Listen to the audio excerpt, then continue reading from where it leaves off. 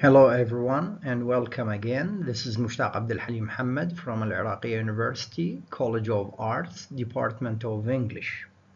As you can see, this is lecture 2 entitled Character Analysis.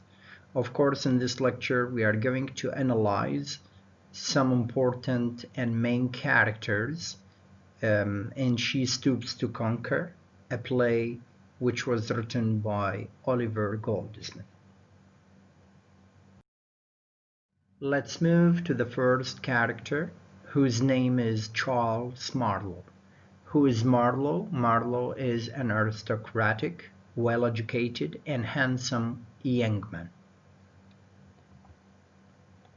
Again, Marlowe hasn't spent time in a polite society. Instead, he spent time in international travels. So he was traveling from one place into another, from country to the city, and vice versa. He lacks confidence in social settings. He isn't a confident young man, specifically in social settings, and specifically in front of women of his own class, because they make him nervous. He chooses to seduce lower-class women, with whom he finds it easier to talk, as they do not scare him. So he tempts women of a lower class, because he feels comfortable and they do not scare him. He arrives at Hardcastle's home with his best friend Hastings, having agreed to meet Kate Hardcastle and discuss marriage.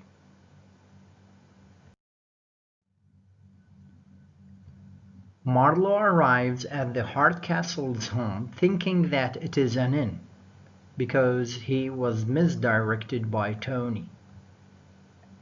This is a kind of comedy here, humor one. He falls in love with Kate Hardcastle, over several meetings, during which he feels comfortable around her. Ironically, he feels comfortable around her because he thinks her to be of a lower class, and by the end of the play, they are engaged to marry. In this way, Marlowe finds love with a woman of his own class despite his own shyness, although he was so shy, but he falls in love with Kate, thereby proving Tony's initial playful deception of Marlowe to have been a fateful and fortunate twist. Who is Kate Hardcastle? Another character, the heroine, an intelligent, good-humoured, sensible, and beautiful young woman. She is so clever and has a sense of humor. She is so sensible, loving one, and a beautiful young woman. She is so confident in her own good qualities, merits, and appreciative of the good in those around her. She appreciates good qualities of people around her.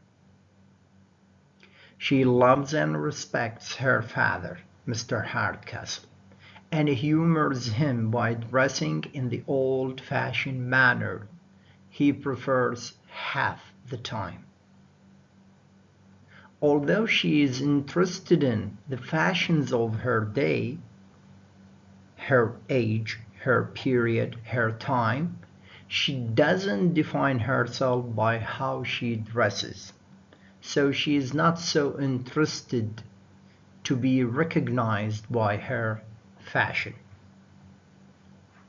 She takes a flexible attitude towards self-presentation. In other words, she wants to show herself as a very humble woman. At the age when most women of her time look for a. So, Kate Hardcastle is interested in finding someone who's handsome, intelligent, very clever, and wants to settle down, to get married, of course. She is excited when her father tells her that Marlowe, the son of his oldest friend, will pay them a visit, will visit them to make her an acquaintance, or to make her acquaintance, to get to know each other.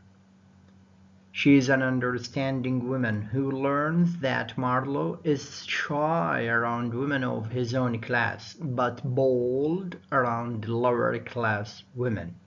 So she is so understanding. She knows very well that Marlowe has a very contradictory character. She has been mistaken in her old-fashioned dress for a servant. So she disguises herself by wearing old-fashioned clothes. She pretends to be a servant. She quickly turns the situation to her advantage and begins impersonating a member of a lower class, impersonating as if she's imitating a barmaid, a servant, to be from a lower.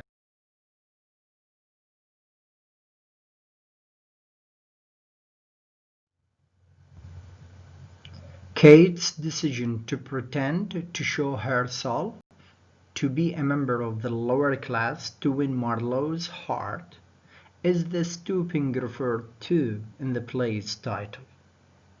So the title of the play is applicable to Kate's attitude or behavior. When she stoops, she bends to be in the lower class in order to win his own heart.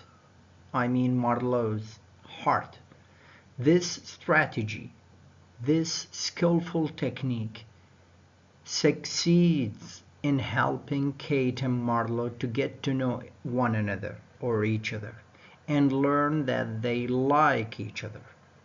So this skillful technique used by Oliver Goldsmith unites them. It also enables Kate to conquer, to win, to be a victor by winning Marlowe's heart and his hand in marriage. Constance Neville, another character, a young woman of marriageable age. She is in the age of marriage. She is so kind, affectionate, and practical woman. Since the death of her father, her aunt, Mrs. Hardcastle, who wants Constance to marry her son Tony, has served as her guardian. So Constance's guardian is Mrs. Hardcastle. Why is that? Because Mrs. Hardcastle wants to marry her to Tony, her son. Constance is in love with Hastings. Who is Hastings? As we have already mentioned, is Marlowe's friend, close friend, but doesn't want to marry without her aunt's permission. She cannot say yes to Hastings unless Mrs. Hardcastle accepts, because this would mean forging the jewels she is supposed to inherit. So it's all about jewelry, fortune she's about to inherit. She tries to deceive her aunt, to lie to her in various ways, in different ways, that she hopes will help her to escape, to run away, her guardian's control. But to no avail. Her efforts went in vain.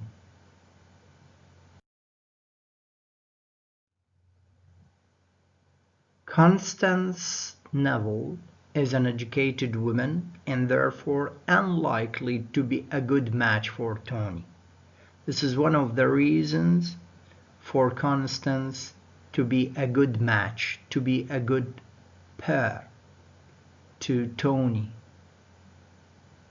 Her name suggests an association with the city, as if that her name is linked to the city, not to the countryside, because in French it means the first part of her last name, ne, means born, and the second part, ville, means town. So born in town. In the plays dramatized opposition between the provincial and cosmopolitan, Constance's character is aligned with the cosmopolitan. Provincial means what? The rural place, countryside. Cosmopolitan means city, city life. So her character is what is aligned with, go for the city, cosmopolitan one. She doesn't want to marry Tony, as we have already said. She appreciates his good qualities, though. She has secured her inheritance. Her inheritance is safe and is engaged to marry Hastings, just as she had hoped to. Thanks for watching and listening.